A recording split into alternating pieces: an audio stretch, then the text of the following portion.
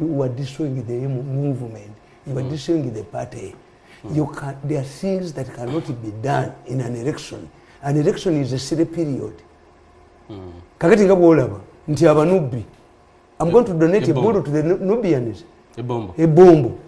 Bakizi kubanga bano ba mafia batabangula organized group taxi no jibagwa musajja omukaga no yefeketinga abantu mutaka no lumba abanubbi. Abanubbi basajja bagezi nnyo. Abanubbi bategeera nti mengeri obubbi. Na ulinde baliwo abantu bebate bakutaka lya kisingi nti lya kisingiri. It was not a donation. Abanubbi bekwatya sente zaabwe ne bagula ettaka we banazikanga. Fools, these mafias went to Ministry of Lands with 12 billion. Kubanga si 12 za defo. Nti bakyuse ekyapa. Why? Baagala mbu Museveni agulira abanubbi sente. Ekyaki mugikubi Museveni asasule. Erusanje babbi wayino kyabalabayo. Two ministers in Museveni's government used the Saleh's name. Ne bamwogerako Museveni apanikinga asasule. The Rusanja money bought to his land and he offered the government. Munsasule. Ngabagala mubiramu. Hey, all of these things are done by the mafia. Naleta mboleta basi mu Kampala basi nzina zikuba. Jaga tumaize ensonga y'abagudde. Minister Evelyn Anite yafukamira n'agamba president sebo tuyambe komawo some candidate. She's a darling of the president. Bano bakubani. Now, I want to understand. Okwagala president is punishable. Ekitegeeza abalonzi si kye baagala. No. Because abalonzi babadde ba. It's not Ayume. Ayume is an inflated balloon. Ne kabula ono Kakoza emirundi mingi nga agudde yalete ebyo. Kakoza yawunya data ina na qualifications. Kakoza yaliko minister. Bamugoba ku bwa minister talina qualifications nasigala mu parliament. Kakoza yawunya dda. Was a corpus omanya abaganda bakuga tukita kireberebe. Kireberebe like a dead person. He is not counted among the living and he has not been received by the register of death. Ali wakati yao. Some of these people even the ones who went through a chireberebe. Anite okuwagira president yakachanyisa mbadde chembuza abayutiero be bamulonze be balonze yutiera manyinanyiniyo be balonze be basimbera ini akaluta bali wakalabinga kale. Learn it from me. At one time kajina directed as the head of revenue authority. Ngabuli aina kadi ya UTR bamuterako milioni 15. Where did the money go? Why is it for a function like that? Gaddafi invested the money in UTR. Mwobate mumanyinga muri siripe nzemba mmanyi nti Ayume is going no mutabani wa Ayume. At one time they accused the government of polluting it, of being responsible for the Ayume's accident. Yes. Kakati bakyuse era mwe training je muyina ye mistake je mukola. If Museveni, if people we are not happy, it was the process where I can agree with you. It was the process the way Nankabirwa handled it. Nankabirwa is an enemy, is a worse enemy to Uganda than Kony. Bao nawe. Kony yasalanga kabantu n'amatu. Abantu bategedde nti every time you have to Museveni has to give you money to pass bills. Ababaka ba parliament ne bagala let us butter. Museveni atongera emyaka 2 ng'agijjawa. Naye oli gwoyogerako Nankabirwa mwami Museveni amwagala nnyo. Nankabirwa alaba Museveni n'okusinga. Nankabirwa akubira Museveni essimu beesanga we baagalidde. Kakati essimu according to you. Yes. According to you. Nze abosibalabawo. I'm Ugandan. You are close to the president. Boba ina amayumba where do I have? Can they don this nkofira? Mu Uganda muno waliwo wenaalemu asobola okuyisa enkofira eno mu kibuga ne batamukuba. They hiding. Olumala okwogera ne bazi pocketing. Nye Nankabirwa yakulira akabondo ke nale mu parliament. Nankabirwa se kibiina kimazeewo. Nawandika mu katabo muno. Ne mbagamba nti eno kaapu eno eya 75 years was left there in the constitution in 1995. And it could only be amended by 2/3 majority in parliament. I said these people, the MPs, omanyibo bwana omuntu omusiru ne bogenda mu parliament ogenda nabwo omusiru gwo. Toterera. Gwecho kanti bwova mu toilet nga teweesimudde n'olaga mu ddiiro togenda nakyo. Joseph Tamale Mirundi. Mbadde mbagamba. Amaliriza. Mbadde mbagamba. Nti there was no way the MPs could deal with better with the Museveni. Let us amend the constitution, you get 75 years, but also extend for 2 years. It meant that they feared the population. Okay. Why do they want to extend for 2 years? And I told them in this book, for you are carrying walaja and marijuana. Museveni is carrying a milk, a jerrycan of milk. Not walaja. For you will be arrested because you are carrying illegalities. Where does the parliament have powers to extend this setup for 2 years? Bali tebakimanyi n'abagezi n'engalabi zaabwe omanyi omuntu okwagala ennyo kutta obwongo kakati bo bakibala naffe atugisize ng'akiyisaawa. As a result, somano paragraph 2 zokka mukatabo buno nkubuulire osome newe nakawandika oyino neno bakayise again at the crossroads. Nabagandi Museveni bwe tubeera mu crossroad atuyisaawo nabona ajja tuyisaawo obwana ekibiina kye nga kitonya musaayi nga minisita wajjeyo mungu alinga Swazilenga kuba basasi ate ngenda kunyonyola the message from God. Katonda yakulabikidde mutamumanyi nedda when you analyze you don't understand these things. Katumala okusoma confusion over amendments. I have already submitted that constitutions are working documents. What is required is to adhere to particular provisions or articles of that same constitution. I always argue that if a room was constructed with no intention to be accessed, there is no need to put a door on such a room. If a constitutional provision or article is not meant to be amended, there is no need for a procedure to amend it. Therefore, the existence of procedures to amend certain provisions and articles of the Constitution presents a leeway for amendments. It should be noted, therefore, that governments or anybody has the right to call and pursue amendments in the Constitution if they deem it fit. For example, if the age limit clause is amended, it only enables those in the stipulated age category to contest for presidency. This does not apply to Yoweri Kaguta Museveni alone. Secondly, amending the age limit does not mean extension of Museveni's presidency. Museveni will compete with other contenders and he will either win or lose the election. What NRM supporters are doing in this is in their interest. If the constitutional amendments can fulfill the requirement, why not amend it? In fact, the opposition is making a big political mistake. Mukwagala okulemesa amendments mutye Museveni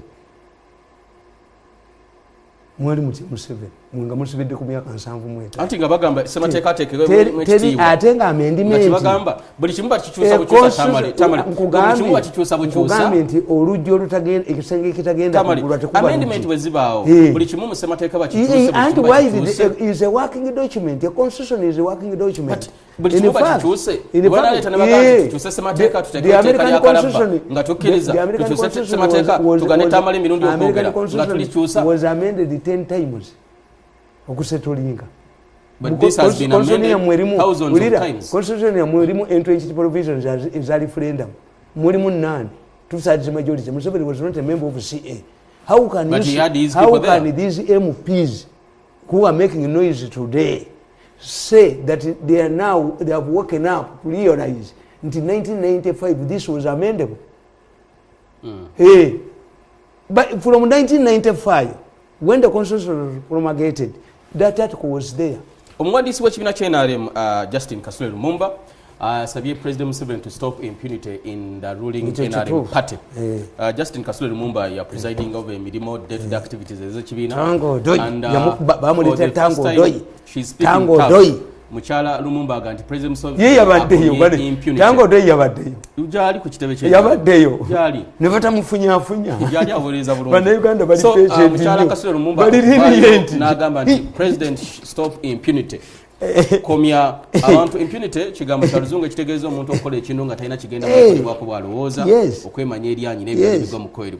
That means Museveni is watching impunity going on tajagalamu but he's doing nothing. Kyenkuulya ekiribu ekiti nti one tajja kutuula ku kitebe kubakolera mirimu. Give him money mukibiina temuli sente easy money. Give him money. His money, where does he get it from? His money azijjawa afuna milioni 3 Tamale Museveni ajjawa sente zaateeka mu kibiina kye tulaba ng'afuna milioni 3 nga bwe yatugamba. From secondary school I used to go to school in the nice suit. Bwe nali mwana muto nga ndi mu nursery villagers abaana ku kyalo baalwaniranga bantwale ku ssomero nga ngenda n'obugati 12 tudisha out sagala kubuza je wali bwana nga bazadde bo bakuwa kakati kankubuza nga bazadde bo bakuwa Museveni milioni where did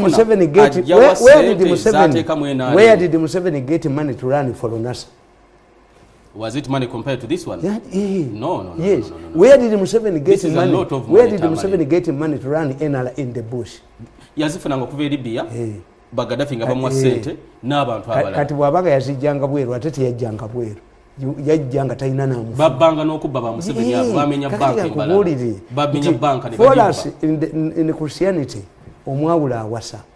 Kakati bamwasonda sente ez'ekkanisa. Mukuleetewo audit abakabizi b'ekkanisa. Nenjagalo kitereze mu sente. If Museveni is running this party from national coffers, audit the money. Sente zenzike zalaze mu party obaza kuze bizimbi. Under his watch? Ngalaba what? 400 billion. Ngalaba what? 400 billion. Under his watch? Unanyampise swaga yazidi. Unanyampise swaga. Anyampise swaga yazidi ono.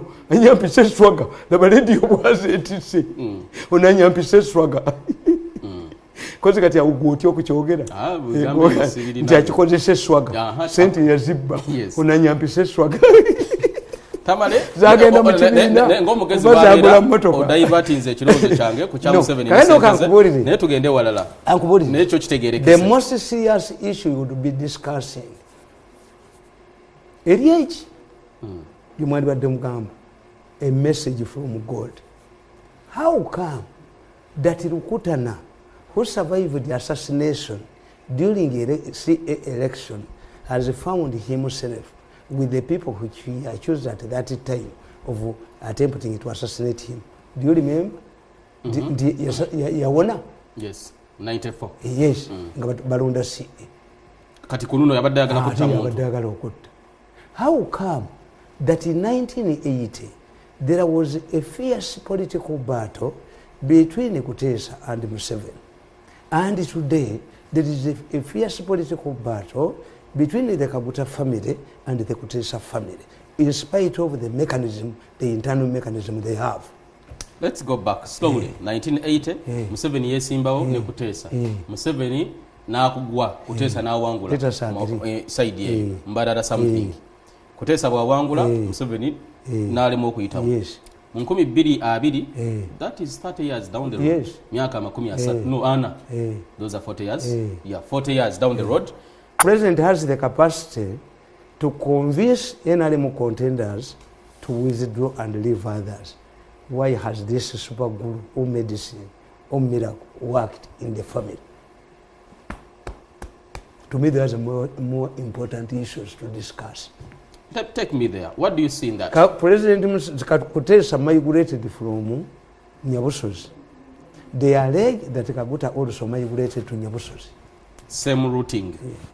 Bavawamu. Yes. Shatu Kutesa mwala wa Kutesa. Muganda wa Mukambo. Febio kwetubeera. The contradictions. Can't Museveni if we want to solve, in the political science they tell us, if we want to solve a problem, create a contradiction. Yes, create a contradiction. If you want to solve a problem. This is what takes my time. Kutesa the dynamics, the political dynamics at play. At the moment. How come that before Tango Doi came into the secretariat, Museveni was winning with 90% in Tango Doi's area? Tororo areas. You go to the statistics. And when Tang came, Museveni is losing. These are issues that the political scientists would deal with. I want to understand. Iramba dengenda jirete mu topic ze twate setese. Mwami Museveni mutowe Sodo Kaguta ali mukaluluke kamu negwa mukamwana we. Ne mukamwana we. Kubanga Shati Kutesa mulongo babazaala bombi Kutesa yabazaala. Era nze nindi je Rugaba. Nti why was it suspended? Elections are suspended. Violence yabaddeyo. Violence, which means they need money power. First isolate that area and they need money power. Or to have the family, if we see them again after the suspension of the elections, then as a political scientist I will go back to the drawing table board.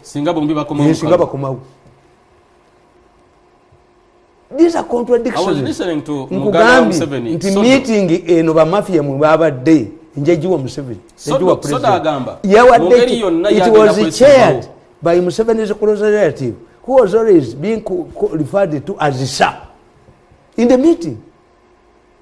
Jeje playing. Tamale.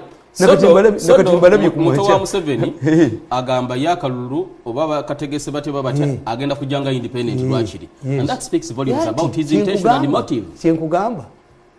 These are dynamics, political dynamics. Tuchitwale nti families zino tezikwatagana yakutesa ne yakabuta. Goze nkubulira nti ebyo bye tuba tuteesaako nti lukutana.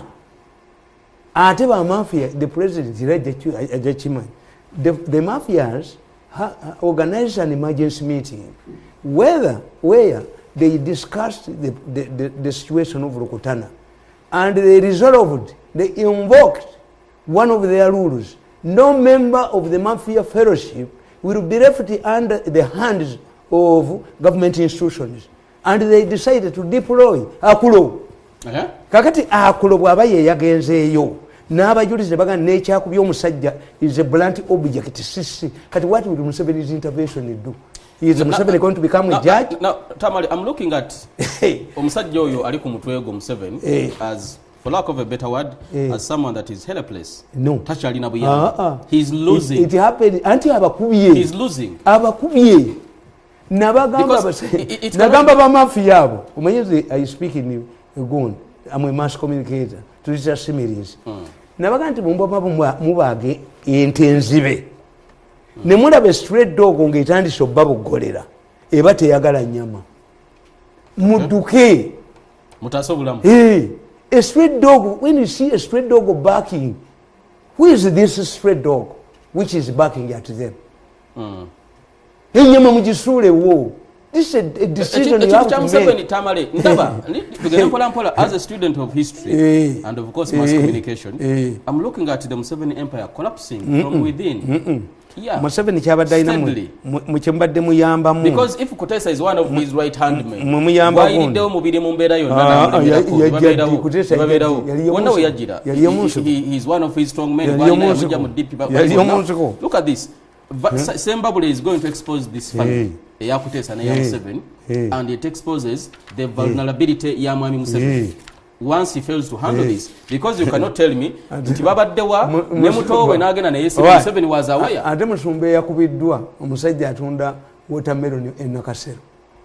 Isaac nali yamwongera nali yamukuba. Isaac Musumba. Musumba's father directed Musumba to inform me that the old man needed me. Musumba refused it. Isaac Musumba. Kitawe yamugamba nti genda ompite omusajja oyo. Tamale Mirundi. Musumba n'agaana. Musajja mukulu n'antumira message. Tinatumye omulenzi oyo oyogere naye. Kuba nagende wa Musumba ne mugamba. Tigwe Musumba. President akulagidde ekintu eki. Compensate abaawo obuwunga mu Southern Sudan. Yagattamu n'abalala. Recently Musumba najja mu parliament. Mbwasabira ekereziya compensation. Kuba yateekawo akakampuni ke. Ayiwe Catholic kabakukube. Nabagamba mu 217 magazine eno giraba nagiwandika mu 217 position keeps massacre. Nembagamba nti bano bagenda kwekuba bemalewo balowooza nti sekandi agenda myanja mbabali yagudde. Era nembagamba nti mbabali tebamukuba ntalina academic papers naziteekamu. Academic papers nabagamba ki yagudde mu kamyufu. Nabagamba ki ndibo balwanira bwa VP okuva masaka sekandi mulabako mwami Mayiga Katikkiro Kristo Muyingo ne mwami Sempiji. Ate buli lwolabanga mafia eyina ekintu kimu. The mafia humiliates you. Nti okukwata Lutamaguzi. They humiliate you. Kakati Lutamaguzi ate ye ekyamukwasizza babadde balowooza bawa Namayanja yabadde atose ku 50-50 ne Lutamaguzi. Namayanja yaliko ku secretariat ne bamutega emmotoka. Mbwa abye billioni 3 agatwala akabasanga temuli. Namayanja president namuganga gende bweru akujjanja ba magulu yakwata muggo nadda ku secretariat n'atuula bamugoba ku nyama. Ekifo kyo takireka. Namayanja yakwata emiggo from Nakasero hospital nga president amugaye gende eweru ofune proper treatment enkeera yakeerawo. Tava ku kifo. Bali bano balowooza kulimonga balubu. Lwaki mwe muzirya? Why is it that Mwebabazara ne parasente ya sente? Why do you believe that like the ancient Karamojongo, the law cows belong to them? Why do these people believe that sente zawe? Nebajongensi. Lwaki mumuloza sente zamwe mweka? Njatube ku nsonga eno. olaba Steve Bato yakuteesa muwala we Museveni mutowe egwerawa. Yes, anti nkugambye once a matter leaves the domestic mechanism negenda ku foreign mechanism, kitegeeza it has gone beyond logic. Buli management, buli lwolabanga gavumenti nekukwata Mirundi nekuteeka mu kkomera, you have lost political clout. Kitegeeza internal mechanism ziganye. Era omuserikale w'eruzira akugamba LC yakulemwa, kooti nekulemwa, society yo ne bakutwala mu kooti, tokola violence wano. Hakana Omuntu yenna ali yabaddeko eruzira bw'omutegeerera abuuza wadde ninga afukamidde.